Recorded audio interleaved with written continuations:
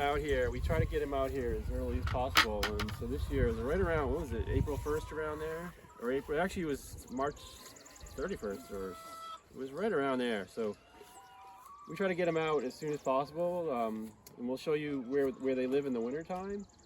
And at that point, they're starting to do damage to our blueberries, and they're digging around the roots, and so we just need to get them into the tractors out and into the pasture. So this year we started in this in this orchard here, and we moved them around the entire farm throughout the summer. We started in the orchard this year because we didn't run them in the orchard last year, so this was the first place we want to start. These are our layers. This is their first year. Like, last summer towards the end they started laying, and now this is they'll lay through this summer, and then we have a new batch coming in this spring, and they'll replace these, and these will go off and become soup for people. And so that's kind of our rotation. So we keep them about a year and a half, 2 years, and that's about it.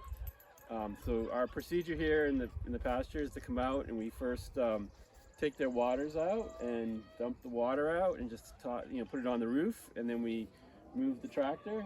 We have 2 people do that, one person in the back lifting up the handles, the other person using the hand truck and just lifting it up, and we just move it forward one length.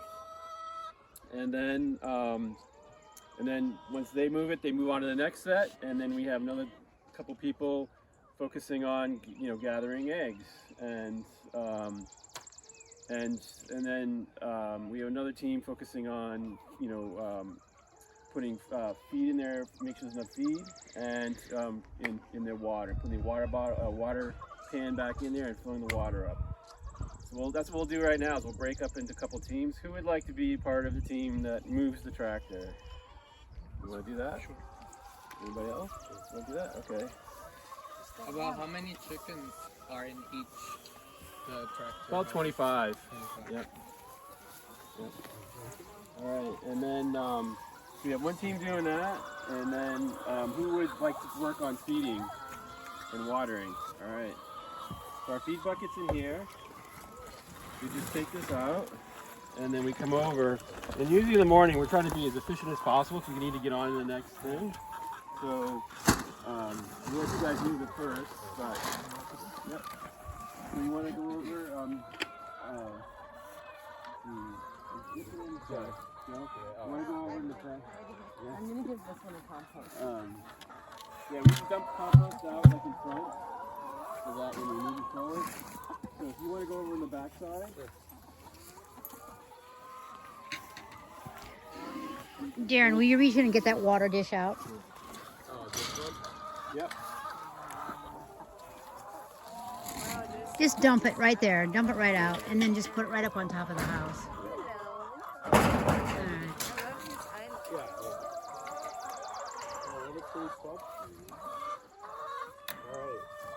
Just don't lift it too high, Joe. We don't want him to get out, okay?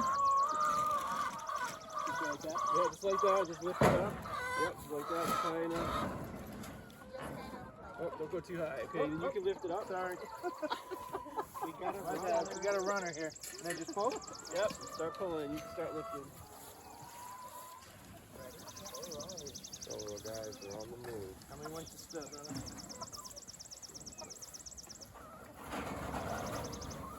There you go.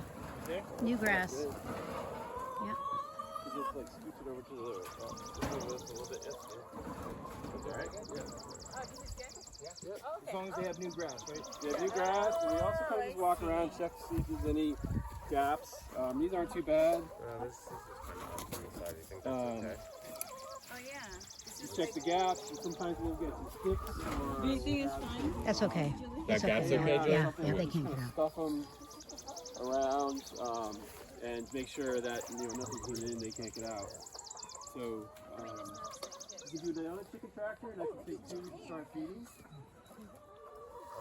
What breed of chicken? Claire, will you help water? Yeah. All right. Who wants to do that? We'll go do the feed. Oh, there you go. So often what we do is one person kind of gets in, and just kind of sticks it kind of down like this, crouches in, goes in with, and then what happens is one person on the outside will go like this, and then hand it to the person inside. You mind going inside? No. Why don't you want to go inside, Jonathan? Me?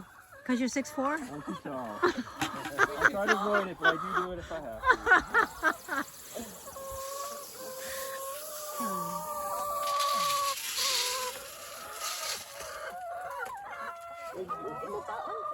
Nope, just that one. This one? Yep. That other one has What's oyster the other shell. The other one has oyster shells in it, so we have 2 feeders in there, one with grains. While you're in there, though, you want to grab the eggs. Yeah. Here's the bucket. Yep. Both. Like are they warmer? The shells are like are they warmer? Or warm? No, they're for calcium for their shells. Yeah, for extra, like to help. Because the chickens don't have, it's they need to eat that in order to grind up their food. So the calcium will go into their gizzard and actually grind up the food for them to make it digestible. Okay. It's their, they say scarce as hen's teeth. Hens don't have any teeth, so they have to use grit, basically, to chew their food. Yeah, those are oyster shells. How long do those last for? How often do you have to refill? Long time. They last quite a while. Let's say a month. Yeah. And then they basically Water next, Manuel. Water. Okay. And then you put the feed on the other hanger. Okay, cool. So the other thing, we also bring out a gallon of kelp meal every week, once a week, and we give them a third of a gallon. Each one gets a third of a gallon in their feeder. Where does that go? What's that? Where does that go? Oh, we just put it in with the grain. Yeah. It kind of filters down, and by the end of the week, it's gone. And the kelp meal offers a whole lot of more nutrients. Okay. Yeah. Another thing that we're doing while we're out here is we're keeping an eye on the egg boxes, make sure there's enough hay in there. Sometimes like when it rains a lot, we'll get wet and we'll just replace it. So we're just constantly refilling. We typically use just old hay. Refill. And these are just like some crates that we have, the vegetable crates that we use, and I just take some boards and kind of screw them in, and I also shore them up a little bit with some wood around the outside the frame. Where is that? Right underneath there? No, right here. Oh yeah. Yeah. So it just gives it a little bit more rigidity. Yep. And sometimes I'll even screw it into the side of the post just to give it a little more rigidity. It's nice to have these close enough inside the door that so you can reach in, especially if you're a tall guy. Yeah. If you can reach in and not have to crawl around in there. Yeah. So Makes sense. you want to have access, be able to get through to feed them, but you also want to have it be able to do This is the only door on them, just the one corner door. one right? door from the And we have done them on the sides of the house before, but we really prefer them on the front. Yeah. Because if you have more than one, you can have them closer together on pasture. So do you guys do specifically meat chickens too, or you just do the egg chicken? You Eggs just do the and layers? meat chickens too. Oh, you do Yeah. meat chickens too. In the same kind of. Oh, you do? Yeah, and turkeys also. Oh. All in these houses. How do you tell them apart? How do we tell them apart? The meat chickens and the... Well, the meat chickens grow bigger and faster, There we and go. All right. we keep them apart. Yeah. We don't. They don't run together. Oh, so you don't have them in the exact same... No, they have Oh, their okay. own set. Oh, okay. Yeah, But all these out here, these are layers. these are layers. And then, okay, that's awesome. We also you raise keep 'em- turkeys in this kind Oh, of you house do? too. So you keep them about 1.5 years, he said, and then you guys actually... Slaughter them. Yeah. For So soup, the yeah. person in the back does all the steering. You know what? We've got a little problem with. just stole the wheels? Yeah, but we need to move this one over because we're on top of all this Should we pick wood it chip. up and move it? Yeah.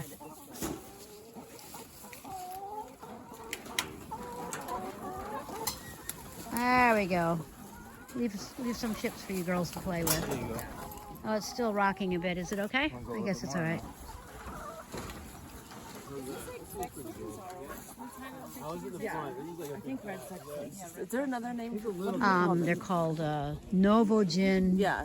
Super Reds or something. I don't So know. yeah, when you're moving them this way, the person on the dolly is like lifting and just getting it off the ground, and the person in the back does all the steering. So the person on this end doesn't have to worry. It's we get them from JM Hatchery. JM Hatchery.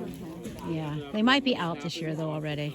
Yeah. But they are red six links. You know, they're. That's a really good question. I want a question everybody probably wants to hear. So, the question was, is like, do you ever have anything like dig underneath, or or if there's a gap, get in. And they said, yes, we do sometimes. And it does happen. And if we can, if it's a one-off and it happens once and that's done, but if we have a consistent, we'll take the dogs out here. There's a farm dog, so they're used to being outside, and we hook them to, we have chains, and we'll hook them to the chicken tracker, and they'll just stay out there that night. So. Oh, okay. Just kind of warn off anything.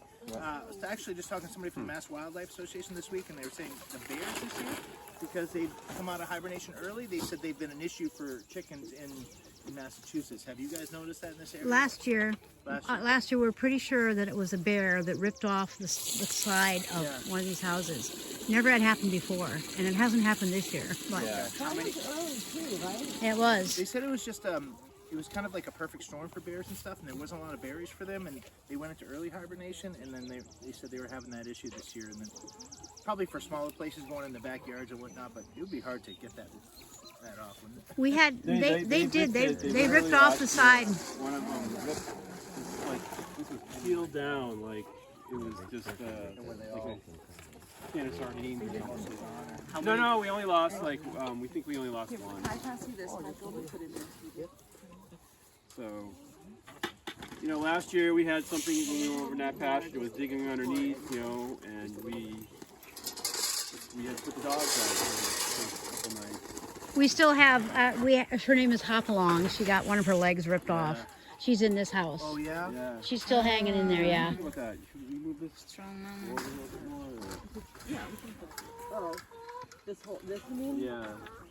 It feels like it's a little bit hard. You're gonna, Oh, you want to slide it over? you're gonna have trouble with your water. Yeah, we're just gonna move it back a little bit. Which way are you going? I was gonna go forward. I'll just refill it.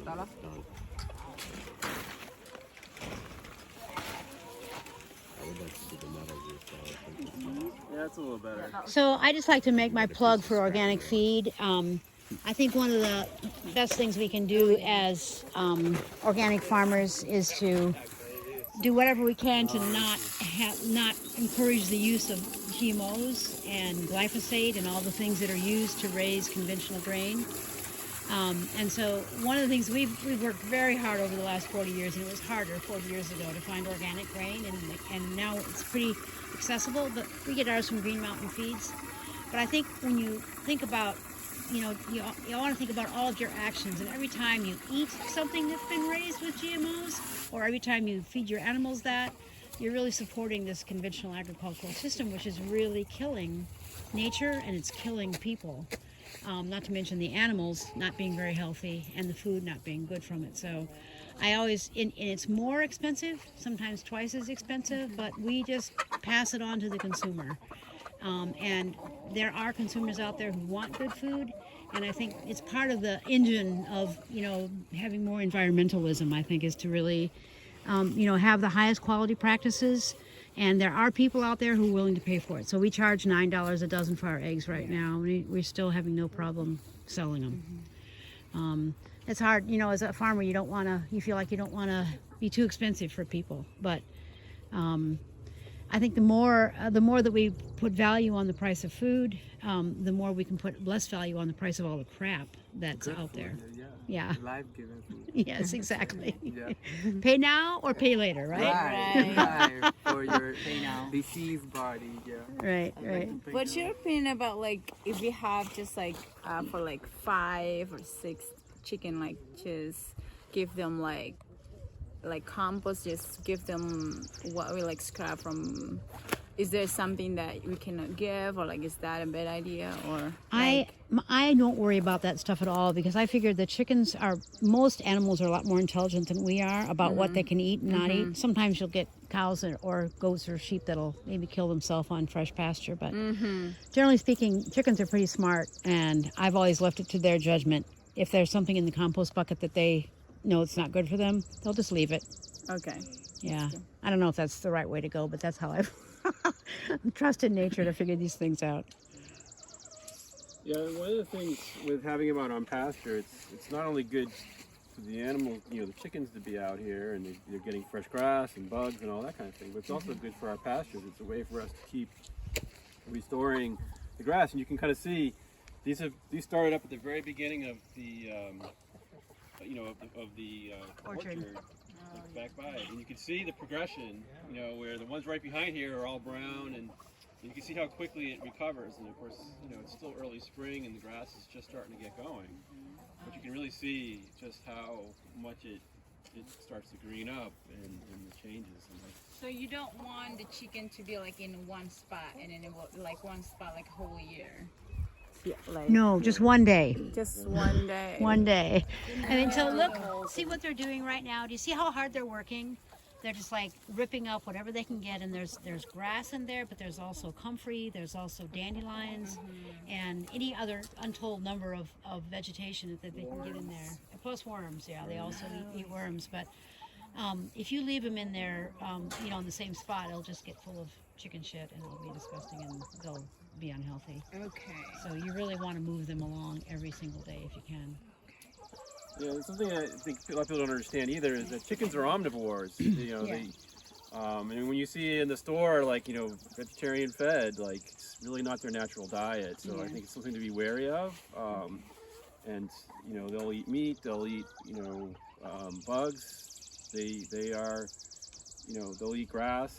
You know, so that's really their natural thing. So just, you know, I think it's really important that we feed the animals, you know, what they're designed to eat. Do they help control the ticks and all too? They do, yeah. Not maybe as good as some birds. We have a lot of ticks, I can tell you that. Oh yeah, we do too. But they do. But like I let them free range in my yard, and That's what I hear. my tick count is definitely lower than when I don't. I have had guinea hens in the past, which really are much better at it, but they were much more of a.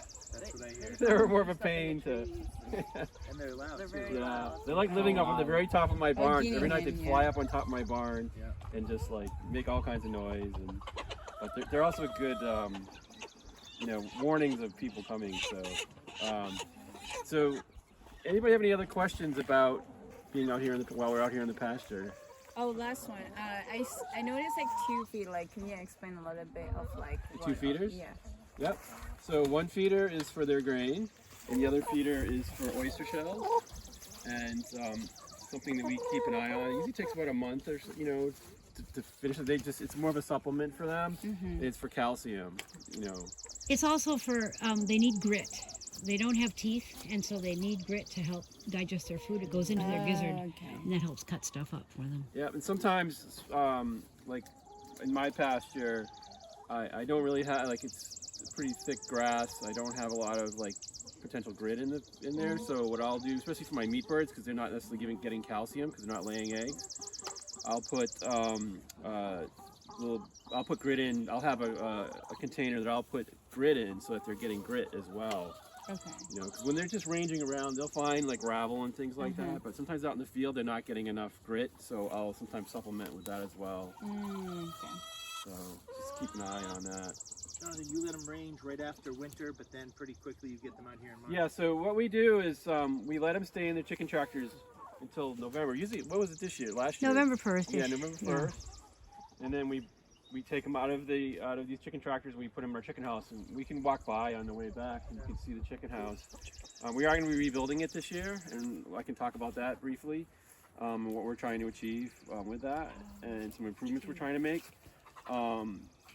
And so they go in around November 1st, and like I said, they come out April 1st, around there. So it's pretty early. Like, you'd think it's almost too early, but it's not, right? Like, they can really handle the cold pretty well.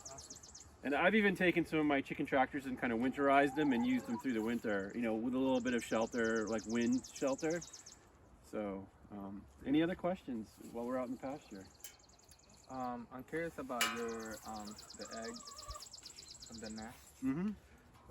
Have you tried different designs or We have in the past. We had built them into the back of the houses in the past. They were so heavy to move.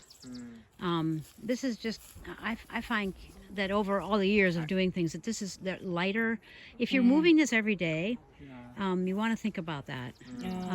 So that's a real priority.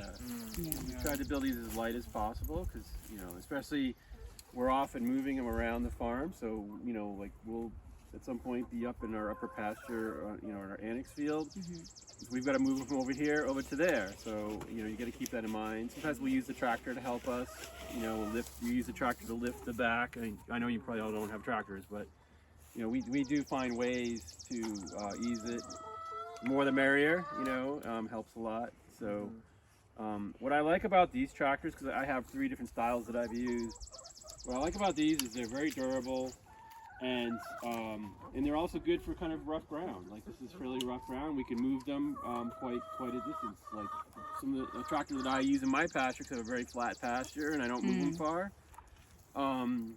You know, I wouldn't use on a pasture like this. You know, it's be a lot harder to move them around. So, you know, you can kind of tailor the design to your needs and the size of your flock and the ground that you're on. So other things. We live in like very mountain, like so much elevation. Yeah. So, but the key is to keep them light. And like I have a technique, and I'll show you my design for how I lift up the back, because I'm often by myself. Oh yeah. So I can show you what I did there, and then you can find other designs online. But this is almost like a Joel Salton tractor. I think it's kind of built in the spirit of that. It's much higher because it's easier to get in. His are much lower, and they're covered a little bit more than these are. You know, he's also probably dealing with much hotter conditions. He's down in Virginia. Oh yeah. So, but this is very similar in size. But we should honor Joel Salatin. He's the guy who popularized this way of raising chickens. It was 30 years ago. A lot of young people don't know who he is, but he really made a big change in how you can raise birds on homestead scale. And he has a whole system of how he does it. So definitely take a look at his work, and he's a prolific writer, and definitely check it out because he does a lot. He also integrates other animals into the whole system: chickens, pigs, and beef as well. Because of him, we're raising birds, and we're going to be raising pasture-raised pigs. Yeah. And people look at us like you're crazy, but it's been done before. Yep. So, any other questions in regards to being out in the pasture? All right, so we'll walk by the chicken coop, and I can show you that, and we can talk about that briefly. Then we'll go down and we'll start looking at how we design these in a little more detail, and some tips. Just another little thing is like we have like little buckets like this that we keep the feed in. As far as water goes, like we run hoses all over the farm. We have underground water that brings it to a certain point. We use hoses to move it around. I myself just use buckets, and I have a design for my waterers that I can just water them on the outside and pour them into a 5-gallon, and it gravity feeds in. So there's all kinds of designs. This is what works best for us here on this farm. So, all right, let's walk over. Then we just keep adding layers. And we actually just took it all out maybe a week and a half ago. We just pile it kind of over on the side of the farm, and we just let it compost. And like last year's is we use this year, we're probably going to use it on our cucumbers, and we probably use it for I'm hoping for some compost tea. But it's amazing. Like you stick your hand in there now, and it just smells like dirt. And we didn't do anything. We just let it sit. We didn't turn it. We probably should do a little bit more, but it's amazing how quickly it happens. So this is like I think the third structure that was built on the farm. So the garage was built first in order to allow them to stage building the house. Then they built the house, and then the next thing was they built this. So this is one of the original structures, and it's just built on rocks. This year we're going to be actually tearing this down. This is a post and beam structure, so because it's post and beam, it's going to be very easy to take apart. We're going to reuse most of it. We're probably going to replace the siding.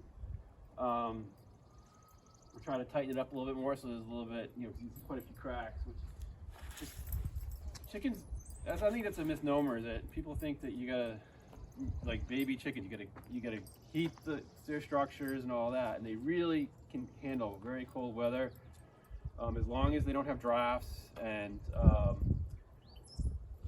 and we don't do any supplementation as far as heat goes. I personally, at my house, I just have, the only thing I do is I do heat their water because I'm not home all day long and I need to keep that going. I have a little metal tray that I have a metal water that goes on it and I heat that. But here we just have these rubber, water basins, and you just stomp on them and the ice comes out pretty easily. It is nice to have a water source nearby, but I don't have a water source near mine, so I just huck water out there in 5-gallon buckets. So, but it lasts.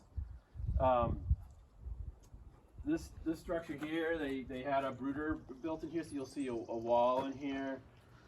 That's part of the improvements we're going to be making, because I'll show you the brooder we're using today. So we're going to really be opening this space up some more. We're also going to be putting down a cement floor, just for ease of cleaning out. And then also we're going to make some improvement to the boxes, and you can see the roost if you want to just go over here really quick. These roosts are kind of up in the air right now, but they actually come down like this. Oh, that's so cool. Everyone wants to take a look. So these roosts are just kind of horizontal across. There's different types. There's like A-frame types, and then what happens is we need to get in here during the day. We just lift these up. Sometimes they lay eggs on the floor. We do that. We also supplement. We have our just like we have on the field. We have our oyster shell feeders in here. We're going to be completely rebuilding our egg boxes. The chickens, they free range, so we don't have them penned in during the winter, so they just free range the farm. They don't go too far. They pretty much probably go as far as maybe that like teal pipe down there, and that's about it. But they go around and dig up and yep, all winter long. When there's snow. Yep. They're a little bit less likely to venture far when it's deep snow, but as it starts to get packed down, if you shovel or plow a little bit space in front, they'll start to come out. Yeah. Yep. Yeah. So they're really resilient. They're very resilient. Yeah. We also don't do. I know sometimes people give extra light. Do you want to talk about? Yeah. So some people will give extra light to try to mimic like the summer, because as the year goes along, obviously the light changes, and as we get towards the fall, they start to slow down in laying, and so and you'll get into like December, you may not even get any eggs. You might get like one here and there. That's very normal. Some people will put a light on and kind of mimic like what it would be like for the summer. I like to give the chickens a rest. I think it's good for them. Some people, it's about production, and that's what they do. I don't think it hurts them, but I just think it's just good practice to follow. There's the mimic, give them the natural light. Yeah, and we get really good egg production in the winter time. I mean, they just come in as it gets dark, and we close the door, and they don't get extra heat or light in the house. And you also got to remember, like we refresh them every year, so we have the chicks that will come this spring will start laying right when fall comes. So their first year of laying, they'll usually lay through the winter really without too much interruption. So that's why we have good production throughout the winter. If we had older hens that were 2 years old, then they would probably go into a molt and stop laying for a little while. So, and if you're just like doing this as a homestead, you're more likely going to have several generations of ages of chickens. You're not going to be refreshing every year like we are. So. Any questions about the chicken coop or how we do it? We have farm dogs here, so it makes it easier for us to be able to free range them in the winter. I don't free range them in the winter. I do when I'm home, and I'll let them out and keep an eye on them. But I just, if I were to let them out, I'd probably have more hawk. I have more hawk problems than I do anything else, because we're in an open area, and the animals don't like coming out into the open, because I live up on a hill, kind of with a lot of open land around. But if you're like right on the edge of the woods, you're gonna probably have more predation problems with coyotes and foxes and raccoons and. Yeah, I have the problem, even we have the rooster and geese to protect them, but also the fox ate the rooster. rooster too. Like so, because it's like the age of the wood, so Yeah. it would be like. But the hens like always together, or like some of other like the roosters sometimes wandering home and they get eaten, or their babies also get eaten by what is that? Not hawk, but owl. Owls, yeah. Yes, Mhm. Yep. owls. Yep. Even the owl, like we at the farm, we open their chicken coop, so the owls sometimes go fly at night because they get. Even we have electric fence around it. Yep. So Yep.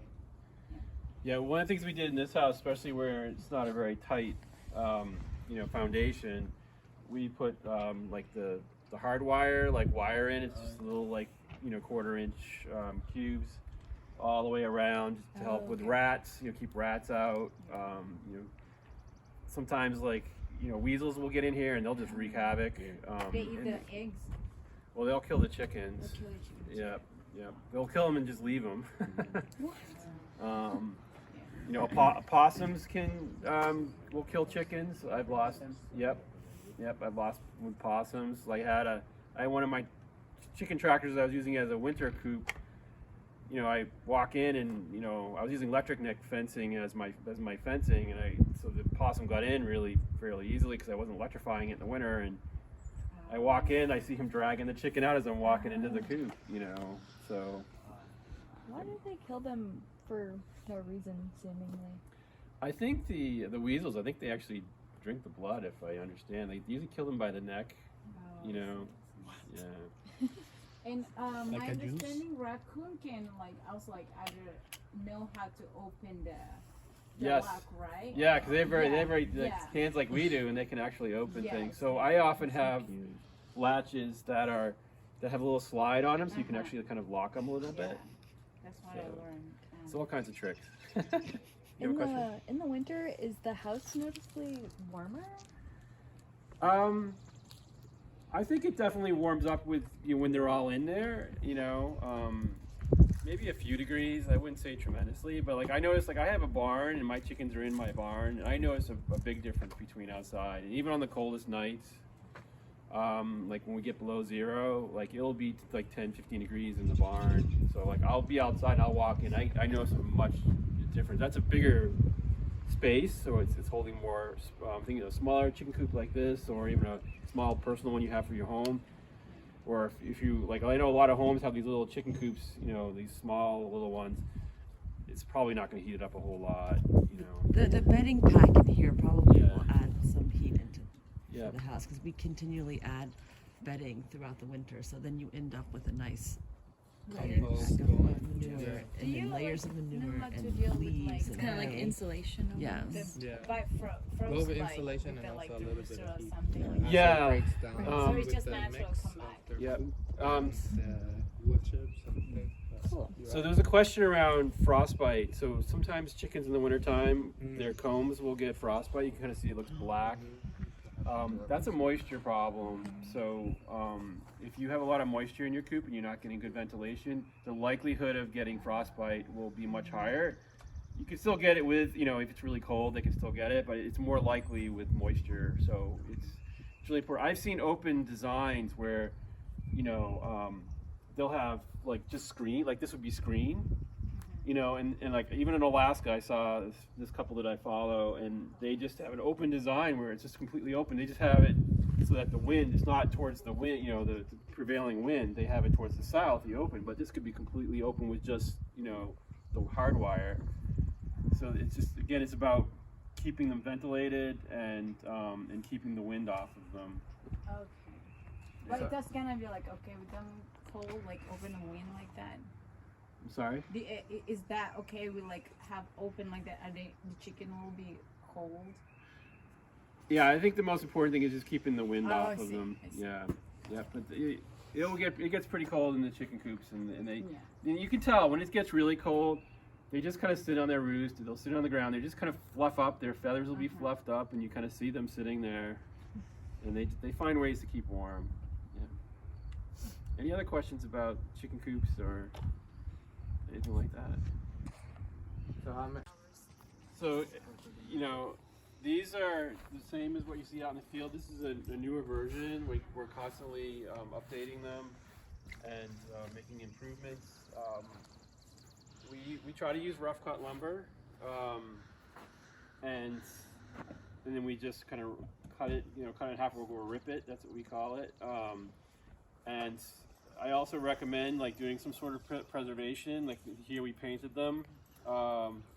Just anything that's on the ground contact, it will just last longer. And as you're using them, like just keep thinking about like adapting it, like making new iterations. So as you can see how this roof is sloped, this is sloped towards like the high end is towards the back. And so last summer I was like, well, what if we switched it so that the high end is where we're actually going in, so we got a little bit more room when we go inside. So when we build this one, which we're working on now, we're gonna reverse the roof. We also used to have doors on the sides, Yeah. but now we just put all of the doors on the front because when we have a lot out on, we have some tighter spaces where we want to be able to have the birds on that pasture, but we'll have row of 8 houses. So having the doors all on the front, we can have the houses really tight, closer together. Oh, okay. And it's nice for narrower areas of pasture to be able to move birds. When in. we've got turkeys out there, we may have like 8-10 houses out there, and because the turkeys, you can have, as they grow, we're adding more houses because you only have like they're bigger and the square footage kind of shrinks. So we'll have them stacked right up against each other, and so all the new ones we're building so that the doors are in the front. Another thing to think about too is, especially if you're doing this on a farm scale, is just repair. Like to repair them quickly and fix them. And I try to have like a little kit that I have, and Julie will say, "Oh, one of them's broken," and I go out. I take my little work kit and I go out. I'm just trying to be as efficient as possible.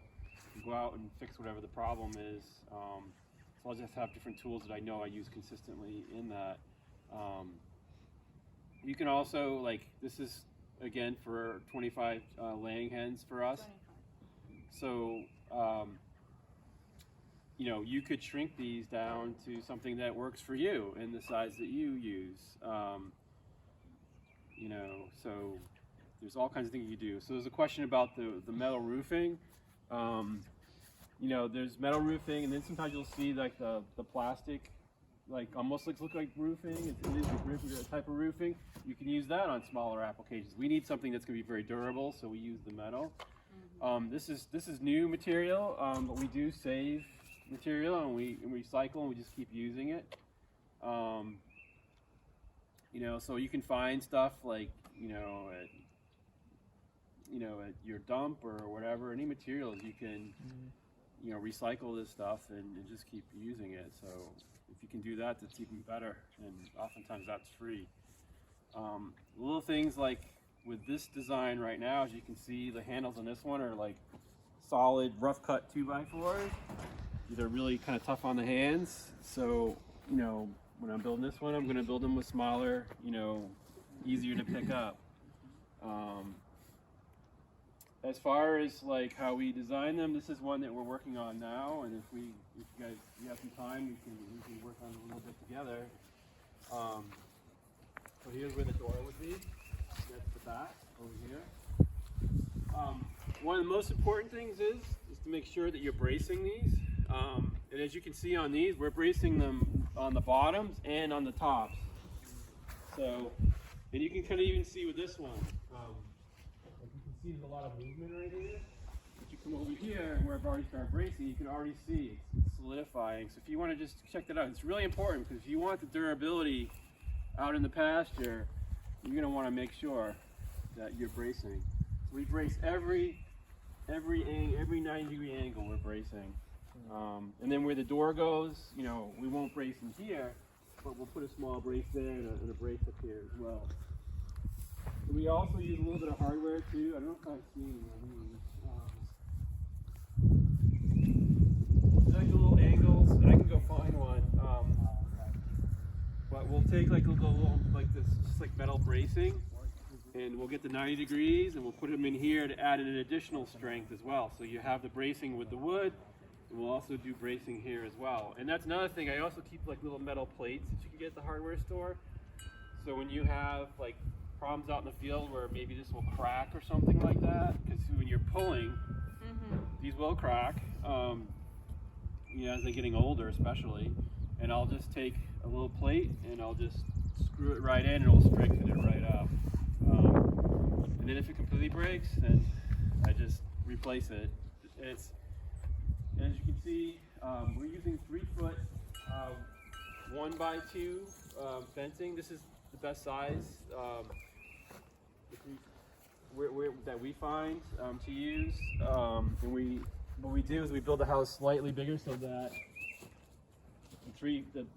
the wire, the middle of the wire kind of runs through here so we can staple it, and here. So it's a little, these middle sections will make it a little wider so it's a little bit more than 3 feet. So these are just little tips in building these. From ground to the top is how tall? You said 3 feet? Yeah, right, it's about 3 feet, yeah. I think these are 34, these here, and then when you got the 2 inches, so it's a little bit more than 3 That's feet. because the chicken wire is 3 feet, is that what it is? The chicken wire is 3 feet, so that's how we're trying to build around that. And you said these were, you guys cut these, but these were what now? These were 2x4. Well, these were so on this side, these are 10 feet long and 8 feet wide. True 2x4. True 2x4s. Yep. Yep. Yeah, we just bought these like a couple weeks ago, and I ripped them down with my table saw. You can use a table saw. I mean, you could use a circular saw. It's a little bit harder. You know, if you don't have a table saw. You know, but you know, you can, but it is, because like again, if you use a full, or even a store-bought, you know, dimensional 2x4, it'd be just too heavy. But this was the sweet spot in durability, but also be able to move it. Yes, yep, yep.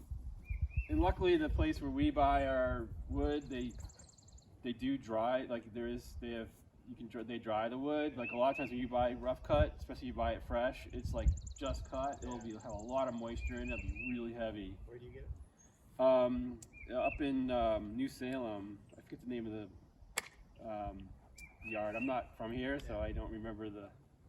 I have it written down, so I'll tell you in a few moments. Just trying to think of other things to kind of share about the design. Do you have any questions about how we design these? Do you do this on your own, or do you usually have help? I usually have another person helping me, especially if I'm ripping these down, like cutting these 2x4s. You know, I'll be feeding it, and another person will be catching for me. And then also too, when you're putting this frame together, you know, you have to kind of lift it up, because we screw from the bottom and we screw from the top. We just do one screw because we do all the bracing. And I can run in a moment, you know, and grab some bracing just to kind of show you what I'm using. And yeah, this literally went together. Like I already had it cut, so we just did the measurements, and we had this together in maybe like, you know, half an hour, 45 minutes. It went pretty quick. Any other questions you have about the design or the building of them? 10x8s, right? 10. Yep, 10x8s. I think we just kept this at 8. This is 8, and this is 10. Got it. So it's a little bit wider than 8. Which I think it may end up being a problem, because we had bought. This is the exact same of this one and the one out in the field, but then I bought a 2x4, which is going to span for the rafters. So we have typically 3 to 4 rafters on here.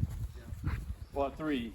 So again, this is a 2x6. We're going to use a 2x4 that we got from the lumber yard, so it's not the rough cut. So we're going to use a 2x4, and then we'll rip it down to, you know, the dimension that it would be at this point.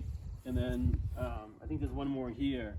And these also serve as the places where we, you know, screw in we use eye bolts and and then that's how we screw the feeders and stuff in. We go right into these rafters. What about roosts, Jonathan? Like if you're making a house that's specifically for layers, when do you add in the roosts, or at what stage of the building do you put? Yeah, so before probably what I'll do on this is I'm gonna put the wire on, and then I'll cut a hole in the side here, like here, because these also serve as roosts as well. And then we put the roost across. You know, everybody can see inside here. You can see a roost that's going across. So they'll use the handles and they'll use that as a roost. So I'll probably do that towards the end. You know, put those in after I have the fencing, because you can see we have to cut a hole in the fencing to get this in. So that's probably when I'll do that. The sloped roof has really made a difference, because we have some that were just a flat roof, and water would just sit on top.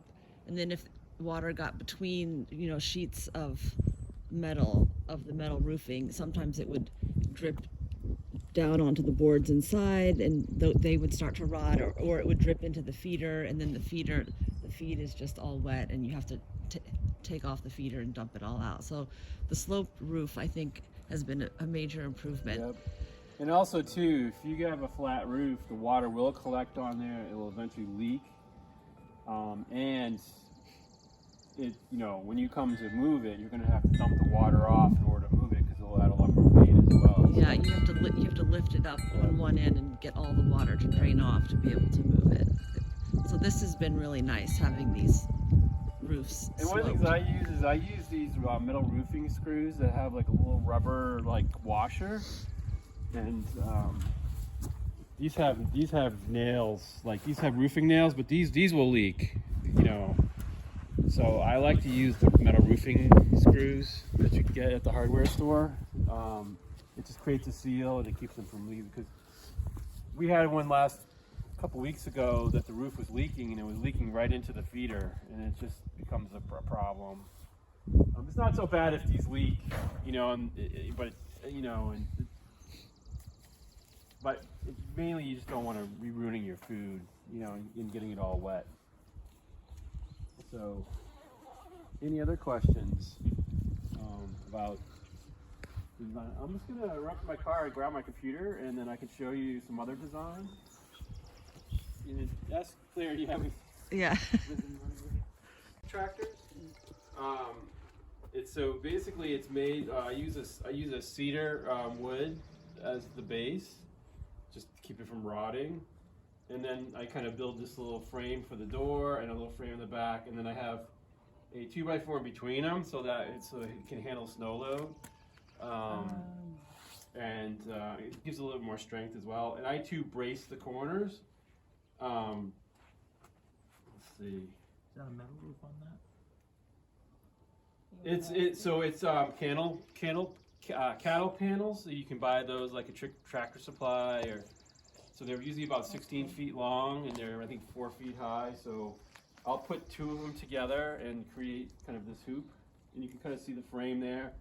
And then if you look here, you can see I got a little looks like a like out west. Oops, sorry.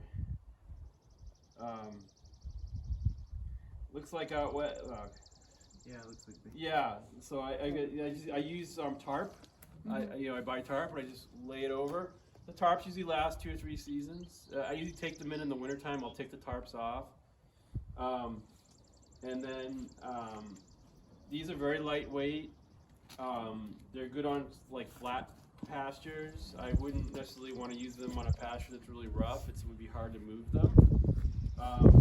I did winterize one of these. I bought the clear roofing panels that you can buy like Home Depot, and I put them up, and it almost acts like a greenhouse. So in the wintertime, especially if it's facing south, it will warm up in there quite a bit during the day. And I just tried to eliminate as many of the cracks so that they weren't getting drafts. Do you move it during the winter? I don't. I leave it stationary, and I usually have, in this case, when I did that year, I used are you familiar with electronet fencing? So these are electric fences for chickens, and They're about, you know, you can get them in different sizes, but the size I use is about 4 feet, and they have, and you can just, I have a picture that I can show you in the next chicken truck I'm going to show you. But it's temporary fencing that you can use, and so in the wintertime I'll put that up just to kind of keep them kind of corralled in. If they want to get out, they can get out, but it's just more of creating a boundary for them, and they pretty much honor it. Like, chickens don't really like to fly that much. But you always have a few that always are rogue and blah. As you can kind of see with this, you can see these like, you can see like these little water, these are buckets on the back of the tractor. So what I do is I just want to get out there, give them fed, because usually I'm off to go off to do some work somewhere. So what I do is I have a bucket, and then I have like a hose connected to it. And that hose goes down to like either a nipple water or a Clausen water, and I have a picture here, I can show you one. And it just gravity feeds in there. So I just go in, I open up the top of the 5-gallon bucket, I pour the water in. There's a rubber hose that goes down to the feeder, and it's just very quick. The one thing about the nipple waters, especially outside, is that it doesn't matter if it spills, because nipple waters can be kind of messy. I don't like using them inside a chicken coop because it can really leave a lot of water drippings on the floor and make a mess. Whereas out in the pasture, it doesn't matter. So I like using those, and there's no cleanup. You don't have to clean the waters or anything like that. And they learn very quickly how to use them. And so that's my preferred way of feeding them out, of watering them out in the pasture. And you can kind of see, here's the Clausen one right here. It's just like this, it's like a bell waterer. See that? And then someone was asking me about wheels. Dingo.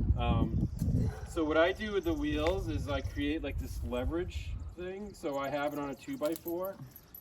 I have it on a 2x4, and it's hinged in the back of the tractor. And then when I want to put it down, so right now it's the chicken tractor's on the ground.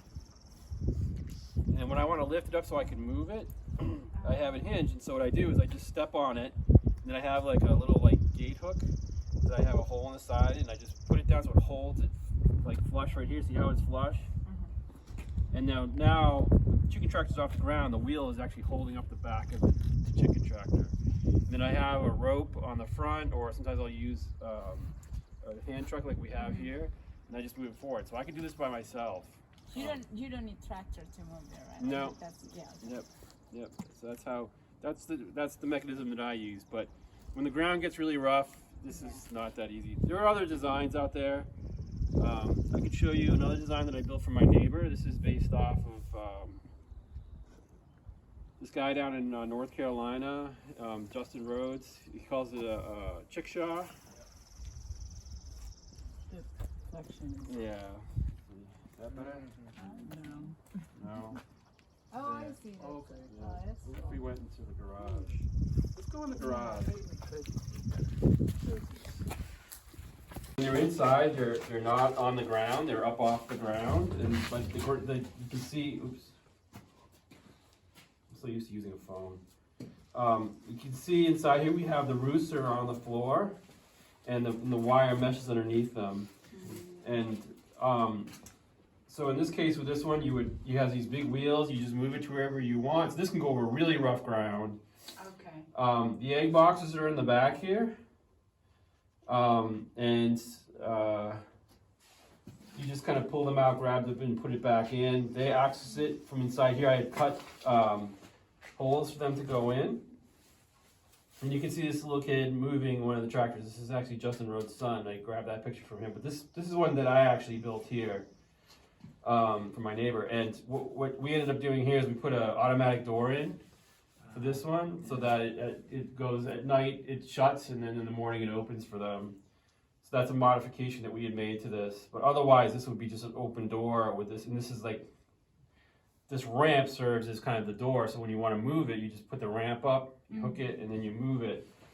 And then the roof opens up just like this, and here's the electronet fencing. Yeah. the electrode head fencing that I was talking about. And this is how this chicken tractor is used, is usually with electrode head fencing.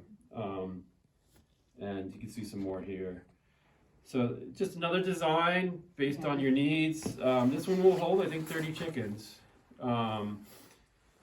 You know, but again, they're not on the ground, and so there's pluses and minuses to that. So, any question about these other designs? Around how much did it cost for you to build that? This one was a little bit more expensive because it took a lot of material. I'd say it's probably about $600 for this one. Okay. The other one that I built was probably like $250. The one with the hoop.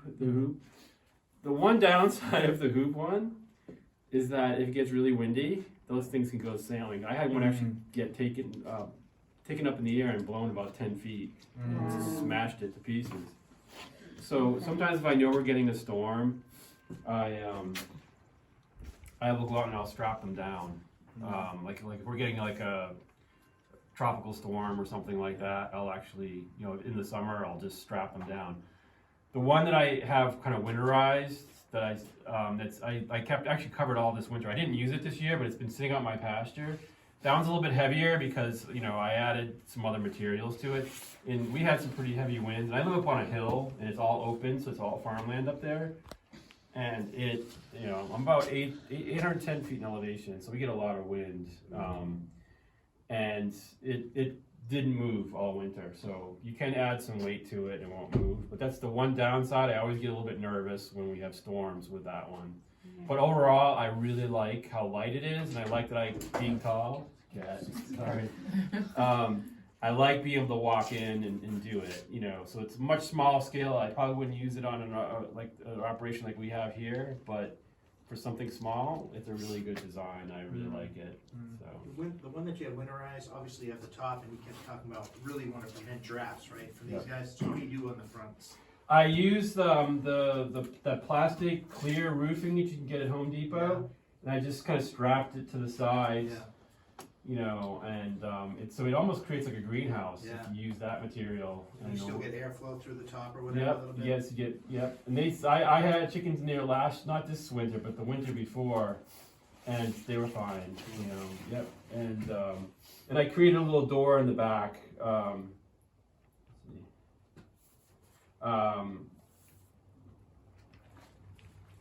not used to using these on a tablet. I created back here where you see this kind of door in the back. I actually created a little frame to make a door for them to go out so that they could get out on their own without keeping the big door open, so that they didn't have as much wind getting on them in the winter. And then just like here, I line these all up just like we do here. And I had 3 of them going, you know. So, yeah, that's the design that I use. So, any questions about any of these designs? Do you have a lot of building experience? I love carpentry, yeah. But these are very simple. You don't need really, it doesn't have to be perfectly square. It doesn't have to be exactly the same. It helps, but, you know, don't let not having experience with carpentry stop you from building these. It's not terribly hard, and if you can copy something, that's how I do it. I always copy. Like even this one here, you know, I just went out and took some dimensions from the ones out there. I took pictures of it, and I just started building it off of just looking at it. So I'm very visual. So yeah. Any other questions? This actually feels like a good project for you to get into carpentry. Yeah, it's a very good. good. You have the measurements and everything. And like I said, for the chicken tractors out in the pasture, I'll put together a quick parts list and a diagram, and I'll send it off to you. I was thinking about doing it, I didn't get a chance, so I think I'll definitely do that if that'll help. Do you have an estimate on what one of these costs? Have you broken down? Yeah, so I just bought lumber, all that rough cut lumber I bought enough for 2 houses, and that was $70, so it wasn't too bad. $75. And then I bought some dimensional lumber from the lumber yard, from the we bought it here in town in Barre, but like if you went to Home Depot or something like that, and of course, lumber prices have been crazy the last couple years, so you can't predict. But right now, lumber's not too bad. So I would say this one's probably one of these is probably going to cost like about $100, $100. You know, the wire can get expensive, so I haven't priced the wire because we have some. But the wire can probably run you, you know, for enough for one house, probably $50 if I had to guess. Yeah. So, yeah. Any other questions? What time is it? Small square that you can buy at the store, and like you can use this, or this is a large framing square. You can use this. And you're just trying to get it close. It doesn't have to be perfect. Like this one's a little off, and it could be even just the position of this. But you're just trying to get it somewhat square. And these will also help you square it up because these are cut at 45-degree angles. And you can do any size. Actually, these are a little bit bigger than I'd like. I want to cut these down a little bit because we're just using too much wood. So for the rest of them, I want to cut them smaller. But if you do a 45 angle on each side, you know, and you got it good and square, like right now this is kind of fixed because we've already got these squared off. You start with the corners first to square them. Again, you don't have to have tools like this, but if you have them, it will help. And I just put one screw in, one screw in. And these are the metal bracings that I was talking about that I use. So for example, I'll put them in the corners like this. Okay. You know, up here. Any like 90-degree angle, I'll put these in. These also can be used like this, you know, especially where you got joints. Joints are where you have potential failure points. So I'll use these type of braces to help shore that up. And then let's like pretend that, let's say this wasn't an angle, but it was just a piece like this. Sometimes like I might put it like, if there's a crack here, I was talking about that earlier, there'll be a crack, I'll put it here just to keep it from breaking further. Let's see what else. You know, I think I'm using 3.5, 4-inch screws. For the up here, I'm using like 4.5-inch screws. I'm trying to go as deep as I can to get in here, and fairly, especially where this is pine, you want to use very coarse nails like decking screws or something like that, because it will hold much better. If you're using a harder wood, which you wouldn't want to use, and this would be too heavy, you'd use like a finer type of coarse. When you go to the store, it'll say coarse on the box when you're buying the screws. So if you get a nice coarse screw, it'll just grab much better. So, any questions? I'm curious. Yeah, I'm still figuring out how you will get the slope on the roof. Yeah. Okay. So with the slope, let me grab a board to demonstrate. It's easier.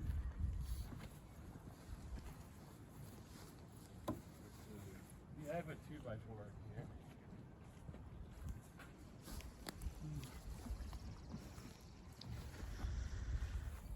So this is a full dimensional 2x4. I'm going to be using like a store-bought like Home Depot board for the roof. Let's say this is the back, so I'm going to take this full 2x4 and I'm going to put it right here. On the new one, is the higher end going to be on over yeah, here? it's going to be over here. Actually, you're right. Well, I know. Just Yeah, well, I got to demonstrate it right. You're not right. So the I put latest design. You have to demonstrate the latest latest design. design. You want me to grab one of these? Yeah. Okay, so in order to create the slope, you're going to want to, like this is the thickest piece. So that means the next piece is going to be about here. Now, this is probably too narrow, but you want a piece that's probably like this because you're trying to get the slope so that there's no the roof is solid. So you're going to want a piece that's probably like this. And this one would probably be the right thickness. As it's coming down, it's going to hit here. And by the time you get to this part, you're not going to put anything on this side. So the roof is going to actually rest right on this frame. So you're creating that slope. Measurements or I'll probably take a measure. What you can do is you can take a board and you can just run it down here. Just be quick about it, you know, and then you can just take your tape measure and just go, okay, I just need a piece this big. I actually think I've got it calculated. I think Julie's husband Jack, I think he calculated for me, so I think he told me what the thicknesses are. But I'll probably double check it anyways. Like that's like one little trick with carpentry, even at the very basic carpentry, is like measure multiple times before you cut, because you're gonna make mistakes. Like I make mistakes all the time. I make the wrong cut. You know, it's just part of, you know, even seasoned carpenters like make mistakes. So if it happens to you, don't fret. It's normal. But I do try to measure multiple times and double check, because wood is expensive these days, and you know you don't want to have. And sometimes you can repurpose it. Like we made a mistake in one of the boards we were using, and I know I can use it for something else, so it's not a big deal. But any other questions that you wanted to clarify around the build? Yeah, I think we're pretty much wrapped up. Just as far as progression, Uh-huh. you've got your frame, and then after you do this, which part are you going to do next? Okay, so progression, I'm going to finish doing all the angle braces. Yeah. And that includes inside here on these corners. I'm going to put one here as well. Okay. Okay? Because that also helps. Again, because especially if you're in a pasture, these things are going to get beat up. Yeah. What about attaching the framing, the metal? The metal roofing? No, the wire. Yeah, so I use probably like 3/4 inch staples. Yeah. And these are the ones you nail in, so these aren't the staple gun ones. So you'll start to do that next, Jonathan? That will probably be one of the last things I do. Oh, okay. Yep. So the next thing in progression, I'm going to do all the corners, all the corner bracings. I'll probably, let's see, I'm just trying to think of progression-wise. I'm probably going to put the roof, these pieces on. Okay. Then I'll probably put the fencing on, and then I'll put the handles and then the roost. Oh, okay. And then finally, the last thing I'll do is the roof. Yeah. How do you staple the wire? Yeah, we can go over and look at this one closer. So these are like 3/4 inch staples. These are the ones that you hammer in there. And I just go around and I just, you know, this one isn't, I'd probably do a little bit more than this, but I'd probably put one here, like every 6 to 8 inches. So it's not like this side lane that's the one like you know, like Yeah. talking about this. Yep. And we also put a board across here, just 'cause when people are lifting up all the time, you don't want the weight going against the wire. That's a great idea. Yep. It's a relatively simple build. It's really very simple. Like I said, once we had the wood cut, the slowest part was just ripping the boards. Yeah. Once we had it cut, like this went together in probably like half an hour. Really? So you got another brace for the just on this part of the steepest part of the roof here. Yeah, it's more. This is probably more for just a nailer. Oh, okay. For the wire. You have to use up a frame. And like from cutting the wire to like, do you have like? Yeah, I have like wire. I have like fence, It's like regular wire one. cutter. Yeah. Yep. The door is like, you do want to pay attention when you are building the door to use a square, because you want that to be as square as possible, because it's just going to be hard to build a door that's going to fit and work. But again, these doors get beat up. You know, I think I like the inset ones better. I think that they just close better. Sometimes we'll build them so they're on the front of the frame instead of, like, see, this is inset inside the frame. You can build them on the outside so that when they close, they're hitting here. I think these are a little bit more durable.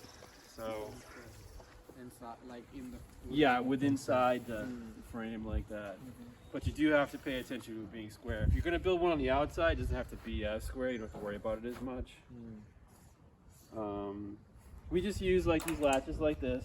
This one's a little bit long for this one, so it's not closing. I'll probably replace this one. We just use like standard little hinges like this. They cost a couple bucks at the store. Like I said, out in the pasture, we use these vegetable boxes, and we just kind of shore them up with like create a little simple frame, just so that they're a little bit more durable. And you can create all kinds. People use like in that other design I showed you. We use those milk crates that you can get, like we used in college or whatever. You can get those and just kind of cut a hole for them. Like that's another way to do it. That's how I do them for my egg layers that I put in my chicken tractors. I just create some of those. So, any other questions? Just like about the egg layers, do you have any problem when you free range your chicken and they just lay eggs random places, or they go inside there? They'll mostly go inside. You will get a few that will lay elsewhere, like especially like I have ducks. I have Muscovy ducks, and they're just constantly trying to find little places to hide their eggs. Like I just found one the other day. I have a ramp on the back of my barn, and I thought I had blocked it all up, and I